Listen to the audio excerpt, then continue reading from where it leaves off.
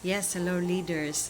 Actually, katatapos ko lang ngayon nakipagkausap, kumbaga one-on-one na face-to-face sa, not personally, kundi sa messenger na video call. So, I am inviting you and I hope na you will try this chance and this opportunity na mag-engage with leads na meron ako kasi I was given a privilege by Sir Jeff to be part of this ad campaign na kung saan this ad campaign can get different possible networkers or hindi networkers na kung saan looking forward for the opportunity. So, don't worry, tuturuan ko naman kayo. Kailangan ko na talaga ipamigay ang mga leads na meron ako kasi nasa 280 plus na magti 300 na, hindi ko pa yan lahat nababalikan. Only few kung sino yung talaga nakakausap ko kasi may mga hindi talaga nakakausap agad kasi nagre-ring lang, hindi nare-response. Masyado lang naman, huwag niyong isipin na makatakot siya or what. No, this is one way for you to learn to become more skillful when it comes to communication, when it comes to follow up. Kasi dito tayo mahahasa. So, discipline at the same time. So, I hope you will agree with me.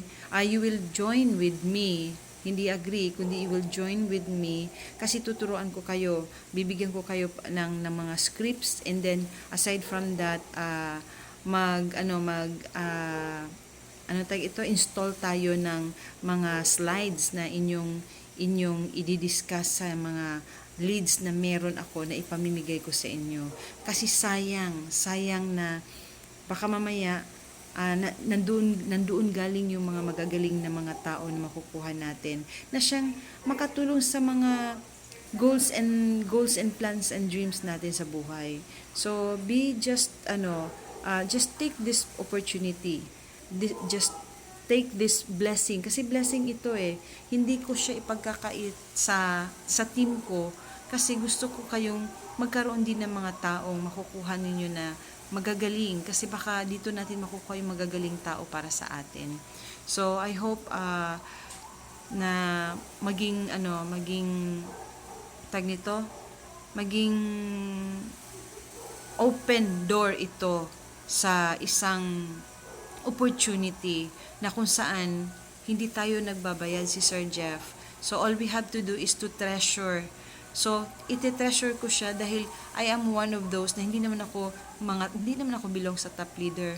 Pero siguro ito yung way na makatulong ito sa akin and at the same time makatulong din sa inyo as you are under with my team.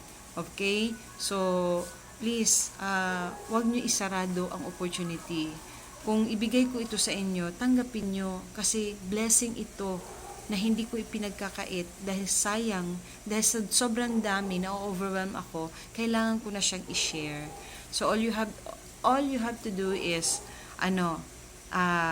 yung mag-collaborate lang sa akin para maturuan ko po kayo. Yun lang, maraming salamat.